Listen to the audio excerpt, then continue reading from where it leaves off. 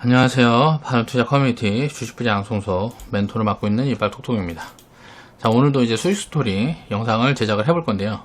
최근에 이제 수익 스토리 영상을 계속 만들고 있죠. 근데 이제 기본 이제 뭐 시황이라든가 뭐 이런 이야기들을 왜 안 하냐? 장이 좋을 때 이런 이야기들 할 필요가 없어요. 그쵸? 장이 안 좋을 때 이제 전망이라든가 생각하는 방향성들이 필요한 거지.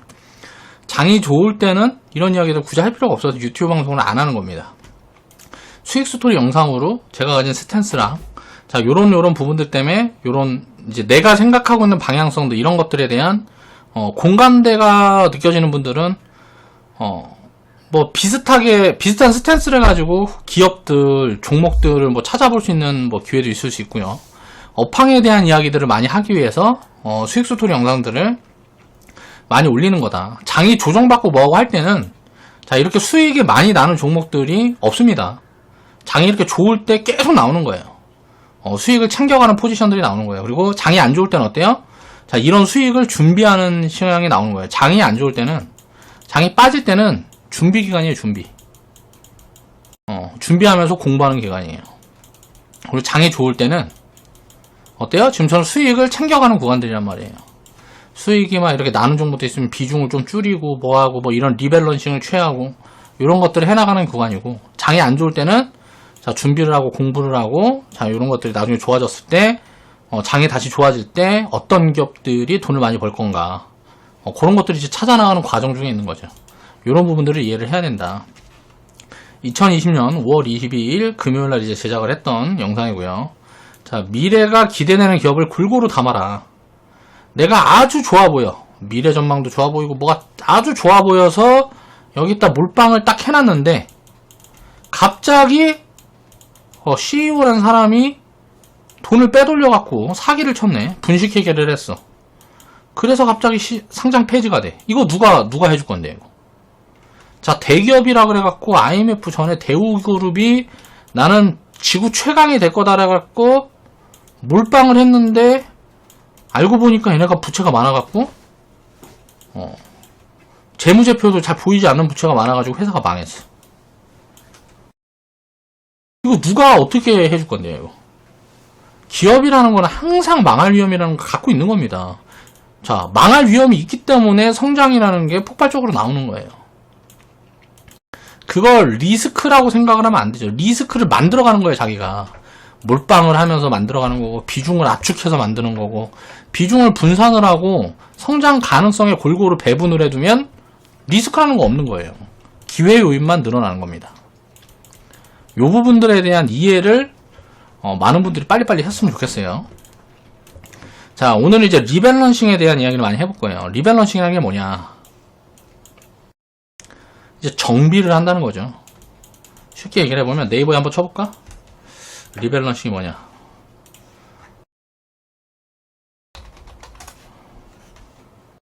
자, 리밸런싱이라는 거를 자, 네이버에 쳐보면 여기 나옵니다. 운용하는 자산의 편입 비중을 재조정하는 행위.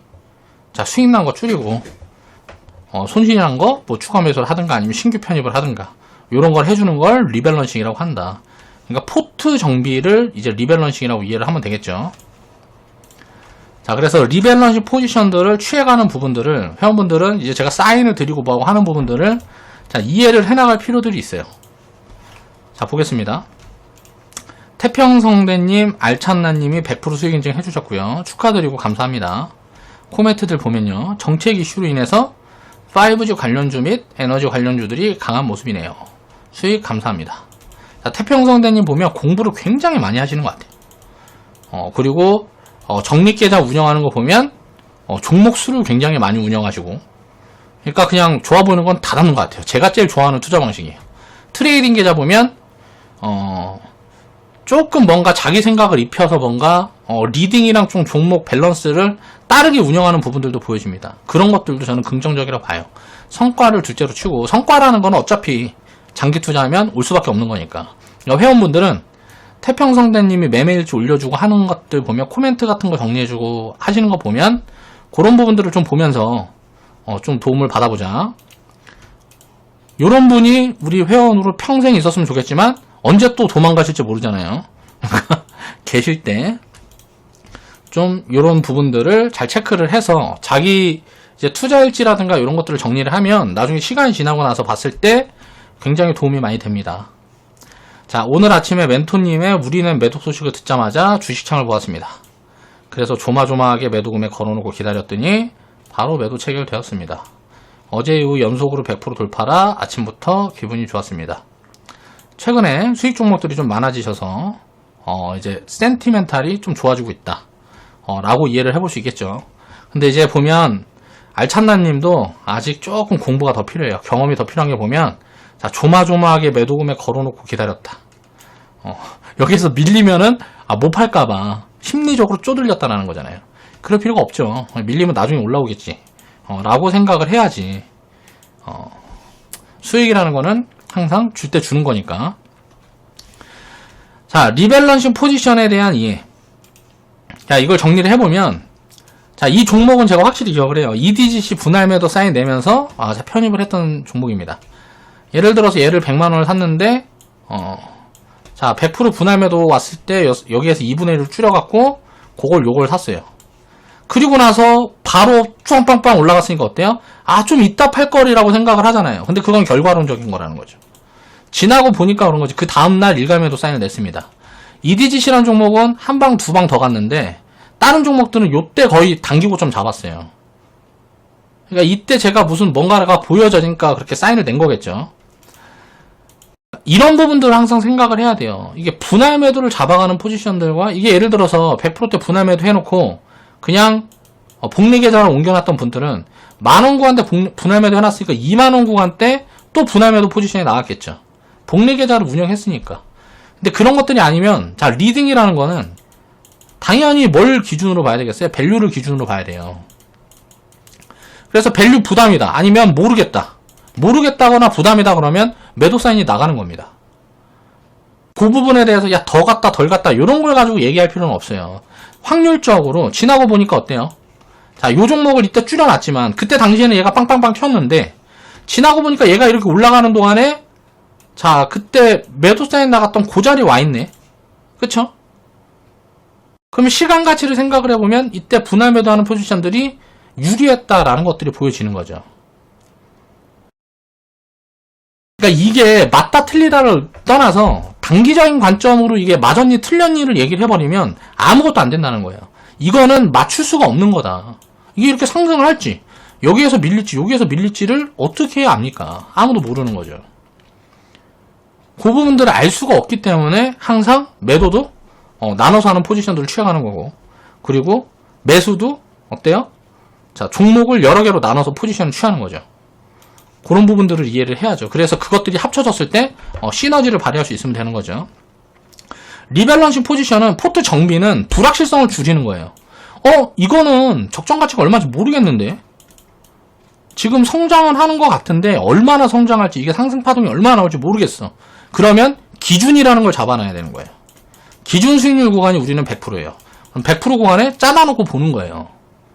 불확실하니까. 이게 성장이 얼마나 나올지, 이게 그냥 단순 테마일지, 이런 부분들에 대해 확신을 못 갖겠다. 아니면 확신이 좀 약하다라고 하면 자, 분할 매도 포지션을 보는 거죠. 그렇게 포트 정비를 해나가는 거예요. 불확실성을 줄이고 안전성을 높이는 거죠. 종목이 한 개를 갖고 있는데 이게 두 개로 늘어나면 어때요? 망할 확률이 100%였는데 망할 확률이 50%로 줄어드는 거잖아요. 이 비중에 관해서는. 전체 포트폴리오에 관해서가 아니고 이 비중에 관해서는 이 한 종목이 망할 확률보다 두 종목이 망하려고 하면 두 개의 기업이 망하려면 확률이 2분의 1로 줄어드는 거죠. 망할 확률 100%라고 봤을 때. 그러면 당연히 안전성은 높아지겠죠. 자, 수익성은 어때요? 수익성은 불확실하지만 결국은 확률적으로 밸류를 쫓아서 이렇게 포트폴리오를 취해가면 장기적으로는 당연히 수익성도 커질 가능성이 높다. 왜? 이걸 어떻게 알 수 있을까? 자, 이거는 통계적인 분석을 해봐야죠. 통계적인 분석이 돼야 이런 확률들을 짚어낼 수 있는 거니까. 저는 이제 그 부분들을 어느 정도 잡아놓고 있기 때문에 그렇게 말씀을 드리는데, 이게 정리가 안 된 분들은 다 이런 통계들을 데이터화 해봐야 되겠죠. 저는 지금 데이터 작업은 안 합니다. 왜? 이미 과거에 다 해놨고 거기에 이제 변경 부분들이 없다고 생각하기 때문에 데이터 작업을 안 하는 건데, 이런 시스템들을 짤 때 이미 통계적으로 작업을 다 된 거예요. 그래서 그 부분들에 대해서 회원분들은 그 부분들에서 나는 신뢰를 못하겠다. 우리가 운영하는 이 시스템에 대한 신뢰를 못하겠다. 라던가 뭐 이런 부분들이 있다 그러면 자 스스로 이제 데이터들을 정리를 해서 통계를 잡아보시면 되겠죠. 리밸런싱 포지션이 왜 취하는 건가? 왜 분산을 자꾸 확대하는 건가? 이 분산을 확대해서 어떤 이점이 있고 어떤 단점이 있는가? 이점이 있고 어떤 단점이 있는가? 자, 이 단점이 큰가 이점이 큰가? 어느 쪽에 더 집중을 할 건가? 내가 압축한다 그러면 종목 수를 50개에서 100개. 내가 분산을 한다 그러면 200개에서 뭐 10,000개를 갖고 있어도 되겠죠. 우리나라 기업들은 뭐 10,000개 갖고 있을 수 없겠지만 글로벌리 나중에 투자를 확대한다 그러면 10,000개도 갖고 수 있는 거잖아요. 이렇게 되면 당연히 안전성은 더 높아지겠죠. 그러니까 상관이 없다고요. 종목수가 많고 적은 게 중요한 게 아니라는 거예요. 나한테 맞는 포트폴리오 개수가 얼마나 되느냐, 그 부분들이 중요한 거예요. 종목수가 많아질수록 공부해야 될 양이 많고 일도 많아지고 뭐 여러 가지가 있겠죠. 그래서 그런 부분들 때문에 보통 이제 종목수는 개인 투자자들은 30개에서 50개 정도가 적당해요. 저는 그렇다고 생각을 하는데 왜 우리 회원분들한테 자꾸 종목수를 많이 하라 그러냐? 제가 공부 다 해드리잖아요. 제가 분석 다 해드리잖아. 그러니까 그런 것들 참고해서 그냥 운영하시면 되니까 종목수가 늘어나는 거에 부담을 갖지 말라고 코멘트를 드리는 거죠. 자, 폭락은 항상 기회다. 이거를 계속 말씀드리고 있죠. 자, 시장 폭락을 기다리는 투자자가 돼야 된다는 거예요. 자, 우리넷이라는 종목을 보면, 기업을 보면 2008년 10월 달에 폭락 나왔을 때도 짧게 100% 파동이 나왔고요. 자, 2019년 8월 달 폭락이 나왔을 때도 짧게 100% 파동이 나왔어요. 자, 이번에 3월 달에 폭락이 나왔을 때도 짧게 100% 파동이 나왔죠. 항상 폭락 구간마다 이렇게 파동들이 나왔어요. 자, 그런데 우리가 왜 내가 사인을 2018년도랑 2019년도에는 사인을 왜 안 줬냐? 왜 사인을 안 줬을까요? 이 부분들에 대한 이해를 해야죠. 자, 보면 2017년도하고 18년도에 18년도하고 19년도에 파동이 나왔을 때는 자, 이게 안 보였습니다. 이게. 자, 매출이 400억, 500억 왔다 갔다 하다가 700억으로 늘어나면서 본격적인 성장 흐름이 보이기 시작한 게 언제부터예요? 이게 2분기, 3분기 실적을 확인하는 수준부터예요. 2019년도 거의 2019년 10월부터 이제 2020년 1월에 보였단 말이에요. 이런 부분들이 확인이 안 돼서 제가 이때는 추천을 안 드린 거예요. 물론 이런 부분들에 대해서 확인이 안 돼도 그렇게 전망하는 기업들 미리 추천드릴 때도 있어요. 그런데 그런 부분들에 대해서 뭐 이유들이 이런 게 있었다라는 거죠. 우리 2020년도에는 이런 성장 흐름들이 확실히 보여졌고 이 흐름이 올해 2020년도부터 2022년도에도 이어질 거다라고 생각을 했기 때문에 추천을 드린 거죠. 지금 우리넷이 주가 만원 구간에 보면 시총이 946억대예요. 근데 우리가 살 때는 언제예요? 자, 400억에서 500억 사이 할 때잖아요. 밸류 부담이 없다 생각되는 구간에 이제 편입을 한 거예요. 제가 이제 추천을 드리고 뭐하고 할 때는 모두 다 이런 어떤 전망들이라는 게 들어가서 하는 겁니다. 그냥 막 추려서 막 해드리는 경우가 없어요. 뭐 여러 가지도 찾아보고 막 한단 말이에요. 그 부분들에 대한 공부량이 저는 하루에 회원분들은 아시겠지만 12시간에서 기본적으로 15시간 이상을 공부합니다. 자, 제가 공부하는 시간이에요. 자, 뉴스 플로우도 챙겨보고, 자, 기업들에 대한 내용도 보고, 실적 전망치도 보고, 자, 매출 비중이라든가 이런 것들도 보고, 업황에 대한 공부도 하고, 굉장히 포괄적으로 많은 공부들을 한단 말이에요. 그렇기 때문에 이런 리딩들이 가능한 거예요. 근데 회원분들은 그럼 저를 왜 이용하겠어요? 그 공부를 스스로 12시간, 15시간 공부하려고 그러면, 자, 이거는 내가 이제 본업을 하고 뭐하고 하는데 너무 지장이 생기니까, 이 공부를 대신해줄 수 있는 믿을만한 사람이 필요하다. 또 톡톡이 너는 믿을만하네 해가지고, 저한테 정보를 사보는 거잖아요. 그러니까 그런 부분들에 대한 이해가 돼야 된다는 거죠. 공부가 없이는 아무것도 할 수가 없어요. 일반 투자한다는 사람들은 사실 투자가 아니에요. 제가 봤을 때는. 그런 어떤 뭐 공부라든가 전망이라든가 밸류를 잡아가는 스스로의 기준도 없고 시스템도 없고 아무것도 없이 그냥 하는 거란 말이에요. 그런 게 없이는 성과를 운 좋게 한두 번이나 낼 수도 있겠지만 꾸준한 성과는 절대 불가능해요. 그런 게 있어야 꾸준한 성과라는 게 가능한 거죠. 그 부분들에 대한 이해가 필요해요. 주가라는 게 가치에 연동한다라는 걸 이해를 하면 이미 이때부터는 거의 뭐 고수 영역에 들었다고 보면 돼요. 근데 이거를 대부분 이해를 하지 못해요. 99%는 주식 투자하는 일반 개인 투자자들 중에 99%는 요걸 안 믿어요. 주가가 가치에 연동한다는 걸 안 믿어요. 가치를 믿고 가치 투자하면 망한다 그래. 근데 웃긴 건 뭐냐면 그 사람들은 공부도 안 하고 그동안에 데이터라든가 뭐 이런 거에 대한 공부량도 없고 뭐 아무것도 없으면서 그냥 하는 얘기야. 그러니까 이런 부분들에 대해서 깨우쳐야 된다는 거죠. 이거는 가장 빠른 게 경험이에요. 투자를 하면서 이런 것들을 공부를 하면 할수록 이 경험치들이 늘어나거든요. 그렇게 되면 이게 이제 이해가 되기 시작할 때는 진짜 주식 투자만큼 재밌는 게 없습니다.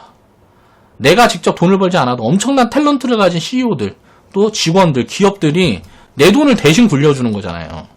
내가 스스로 내 돈을 굴리는 거랑 비교를 할 수가 없어요. 자산이 성장하는 그 과정이. 그 부분들에 대한 이해를 해야죠. 그래서 주식 투자를 하지 않는 사람들은 엄청난 탤런트를 갖고 있는 사람 아니면 무조건 해야 되는 겁니다. 주식 투자라는 건. 그런 부분들에 대해서 좀 이해를 했으면 좋겠어요. 자, 기업에 대해서 대충 이제 홈페이지 들어가서 좀 추려봤습니다. 자, 모든 걸 공부하려고 하면 머리 터진다. 투자는 대충 해라. 자, 보겠습니다. 2000년도 삼성전자 네트워크 부분의 출신 연구원이 주축되어서 설립이 됐다. 우리나라에 보면 삼성전자에서 이제 나와서 이제 회사를 설립한 경우들이 굉장히 많아요. 이 삼성전자라는 회사가 우리나라에 엄청난 도움을 줬다는 것을 알고 있어야 돼, 국민들은. 자, 이런 플랫폼, 삼성전자라는 플랫폼이 있기 때문에 우리넷이라는 기업도 있는 거예요. 그러니까 우리도, 우리 회원분들도 자, 삼성전자한테 이제 절 한번 하고, 요런 수익을 딱 챙기면, 삼성전자님 감사합니다. 하고 고개 한번 숙이고, 그러고 이제 투자를 진행을 해야 되겠죠. 자, 주요 매출처를 보면, 자, KT, SK 브로드밴드, 기간통신 사업자가 있는데 SK 브로드밴드도 옛날에 상장돼 있던 기업인데 SK에서 얘가 성장을 많이 할 것 같으니까 지네 기업으로 다시 갖고 들어갔어. 나쁜 새끼들 냅두지. 요것도 정말 성장을 크게 했을 기업인데 그때 당시에 현대 로보틱스도 보면은 나왔다가 다시 갖고 들어갔죠. 돈 될 것 같으니까 공모했다가 공모 철회한 거 아니야. 하긴 그게 뭐 나쁜 건 아니죠. 자, 본인들의 판단해야 하는 거니까. 자, 광통신 장비인 MSPP, 음성 서비스 기반의 AGW 장비를 판매를 하는 기업이다. 자, 광전송 장치, 5G. 자, 뭐, 여기 영어로 막 써있는 거 음성 서비스. IoT, 자, 사물 인터넷, OLED, 뭐, 디스플레이 등등의 사업 구조를 갖고 있는 기업이죠. 대충 보면, IT 서비스, 자, 빅데이터에도 있고요. 그리고 5G에도 연결이 돼 있고 5G 장비 뭐 하니까 자, OLED 다 보면 사업 구조가 어때요? 아, 굉장히 지금 시대에 성장 모멘텀을 많이 갖고 있는 그런 쪽 포트폴리오구나 라는 부분들이 보여지죠. 세부 내용을 보면 광통신 장비인 MSPP 관련 시장은 기존 MSPP 장비에 WDM 기능을 추가로 개발해서 사업화 추진 중으로 메트로 DWDM 시장에 적용 중이며 2011년 이후에 카 어쩌고저쩌고 장비가 신규로 등장하여서 시장이 확대됐다. 이게 뭔 말이야. 우리가 주식 투자를 하다 보면 이게 뭔 말이냐고. 이게 뭔 말이냐고. 이게 뭔 말인지 알겠어요?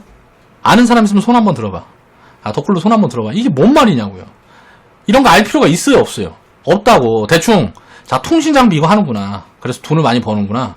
아, 이래서 시장이 확대됐구나. 이렇게 보는 거예요. 어떤 사람은 보면 이거 MSPP가 이게 뭐야. 그래, MSPP 찾아갖고 하루 반나절 공부하고, 자, WDM 이게 뭐야. 그래갖고 이거 찾아갖고, 이래가지고는 이게 뭐, 예를 들어 내가 50개의 기업에 투자를 하려고 그러면, 50개 기업 추리는 데만 10년 걸려, 10년. 투자는 어떻게 해야 된다? 대충 해야 된다. 자, 통신 장비. 5G 이거 관련된 이거 하니까, 괜찮겠네. 자, 시장이 확대됐네. 자, 뭐 때문에? 무슨 장비가 신규로 등장을 해갖고, 자, 이런, 뭐가 업그레이드가 됐나 보구나. 그거에 시장이 확대됐구나. 이렇게 이해를 해야 되는 거예요. 이걸 무슨 이게 뭐고, 이게 뭐고, 이런 건 알 필요가 없다라는 거예요. 자, 통신사업. 자, 그리고 또 OLED. 대충 OLED가 뭔지는 대충 알죠. 요런 부분들은 공부를 해야지. 디스플레이 신사업에 동반호자로 매출이 큰 폭으로 성장을 했다. 매출이 큰 폭으로 성장했는데 이익이 성장 안 했다는 건 뭐예요? 여기서 보면 야, 매출이 500억, 400억에서 700억으로 늘었는데 이익은 무슨 늘어난 게 없어. 투자를 계속 하고 있구나. 그럼 뭘 봐야 될까요? 포인트는 뭐예요? 매출이 계속 늘어나는지 봐야죠. 매년 매출이 늘어나는지 이런 부분들을 체크를 하면서 보는 거죠. 이 기업을 투자를 하는 동안에는. 자, 차세대 포인트 및 PTN 장비 해갖고 B2B 시장을 참여를 하고 있다. B2B가 뭔지는 알 필요가 있겠죠. 이런 부분들을 봐야 되는데 B2B 시장이 뭔지는 좀 봐야 되겠지만 요런 거는 알 필요 없다. 5G용 뭘 하는구나. 5G용 장비가 영어로 샬라샬라 이렇게 돼 있는데 이걸 개발해서 이걸 주력 사업으로 하고 있다. 그러면 이 기업은 뭔 기업이에요? 5G 장비를 주로 하는 기업이고, 자, 통신 사업하고 OLED 하니까, 자, 서비스하고 IT 서비스하고 OLED 관련된 사업 포트폴리오가 있구나. 요게 포인트예요. 이런 걸 보면서 이렇게만 짚어내면 된단 말이에요. 근데 이 세부적으로 들어가서 이게 뭐고, 이 장비가 뭐 하는 장비고, 이걸 왜 할 필요가 없냐면, 이런 것들을 공부를 하면 이 장비라는 건 어떤 신기술이 들어간 무슨 장비가 나오면 없어져 버려, 다 쓰레기가 돼버린다고. 거기에 이제 이런 기업들이 따라갈 수 있느냐, 요런 것들에 대한 포인트를 봐야지, 새로운 기술, 장비, 요런 거에 그렇게 할당을 해서 공부할 필요가 없다. 뭐라고요? 자, 투자는 대충 하는 거다. 대충 공부 이렇게 해서, 자, 5G 지금 업황이, 언론에 보면 다 좋다 그러니까. 서비스 이쪽도, 지금 보니까, 알소포트니, 가비아니, 등등등 보면, 서비스 쪽 이쪽은, 일단 인건비 많이 안 들어가고, 그쵸? 어떤 프로그램 만들어갖고, 뭔가 팔기만 하면 되니까. 아무래도 고부가치 산업이죠. 자, 사물인터넷. 미래에 좋겠지 대충 이해를 하고 있는 거죠. 그리고 그걸로 진짜 성과가 나오는지 안 나오는지는 숫자를 보고 체크를 하는 거예요. 자, 숫자를 보고 체크를 하는 거다. 자, 파동이 2008년도 10월 이후에는 거의 한 300%가 나왔습니다. 300% 파동이. 2019년도 8월 이후에는 한 100% 좀 넘게 나왔죠. 100%, 150% 나왔네요. 지금은 이제 100% 상승 구간인 건데, 이게 앞으로 더 갈 거냐, 안 갈 거냐는 뭘로 봐야 된다고요? 숫자로 봐야 된다고. 지금 시가총액이 900억이다. 그러면 이거 2019년도 이 매출이랑 이걸로 돼요, 안 돼요? 자, 부족하죠. 2019년 거로 대입해보면 버블이야. 근데 2020년도에 얼마나 매출이 나올까? 이걸 체크를 해봐야 되겠죠. 예를 들어서, 1000억 이상이 나오면 지금 대충 적정 수준이라고 볼 수 있는 거예요. 왜 그러냐면 이게 매출이 이렇게 나온다고 무조건 그렇게 가는 게 아니고, 보통 영업이익률이 서비스 기업들은 10%에서 20% 나와요. 20% 쪽에 가깝죠. 영업이익률이 20%가 나온다는 거는, 자, 이익 밸류로 봤을 때 1000억이면 매출이 1000억이면 200억이 찍힌다는 거잖아요. 그럼 시가총액 2000억 줄 수 있는 거예요. 그쵸? 그러니까 1000억 정도 되면 지금 구간도 그렇게 크게 비싼 구간은 아니구나. 왜? 얘 사업 포트폴리오가 그쪽이니까. 근데 이제 제조업 쪽으로 보면 OLED 이런 제조업 쪽으로 보면, 자, 5%, 10% 막 이래요. 좀 어떤 특수한 경우에는 마진율이 15% 막 이렇게 되는 경우도 있는데 잘 없죠. 이런 경우는. 제조업 쪽에서 자동차 이런 거는, 철강 이런 거는 2% 막 이래요. 마진율이. 그러면 어때요? 이런 부분들 업황에 따라서 밸류를 다르게 줘야 되겠죠. 이익에 따른 밸류를 다 다르게 줘야 된단 말이에요. 매출 같은 경우도 마찬가지고. 그런 부분들에 대한 공부가 되는 거죠. 그걸 이제 숫자로 더하기 빼기 잘하고 하면 대충 적정 가치라는 게 산출이 되는 거예요. 거기에 대한 기준은 사람마다 다르고 업황마다 다르고 계속 변해요. 가치라는 거는 계속 변한다. 변화무쌍해. 자, 이 변하는데 이 변화는 통계라는 거를 맞춰야 돼. 그러니까 빅데이터 작업을 해야 된다고. 데이터 작업을 해야 돼요.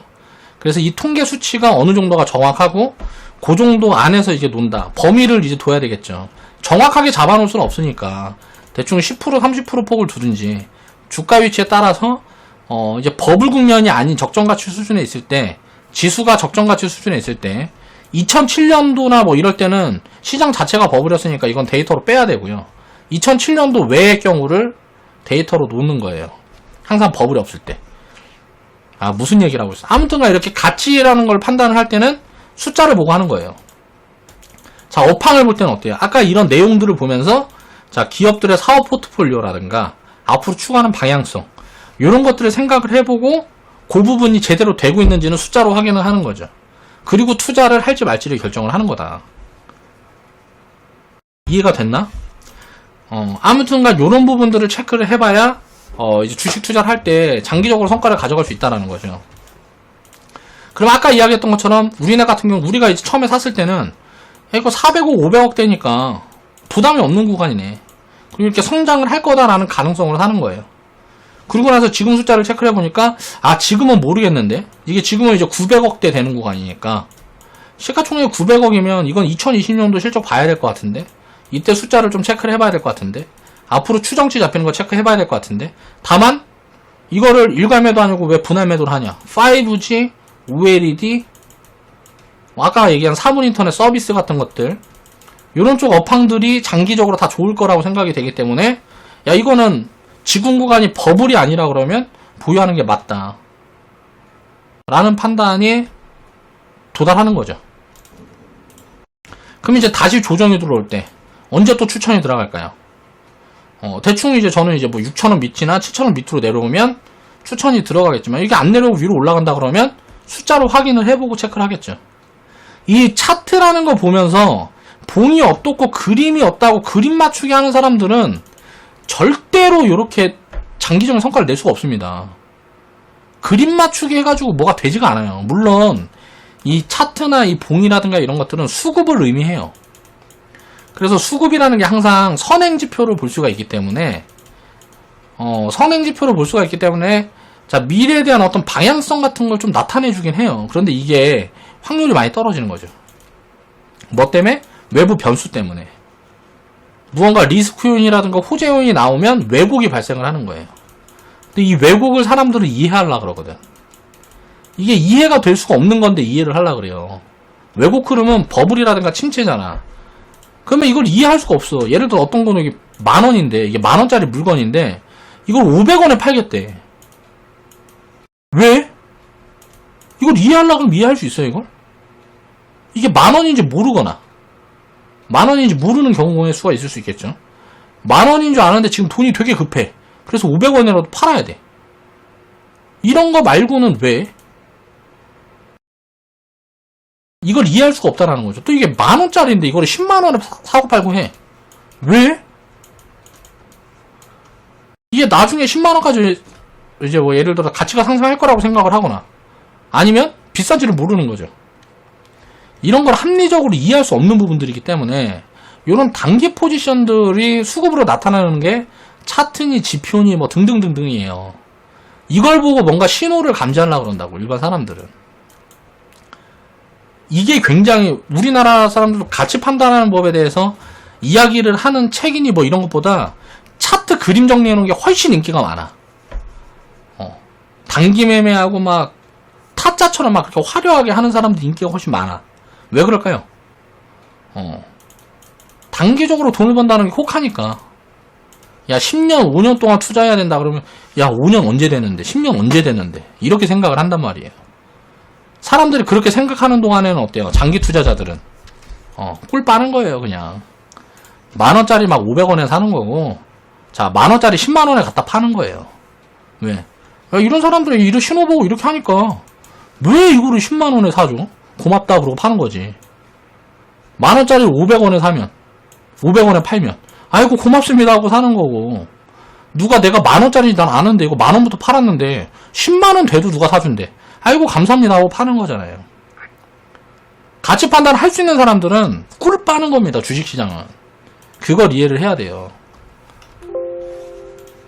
자, 오늘 방송은 이렇게 마무리하겠습니다. 목이 많이 쉬었네요.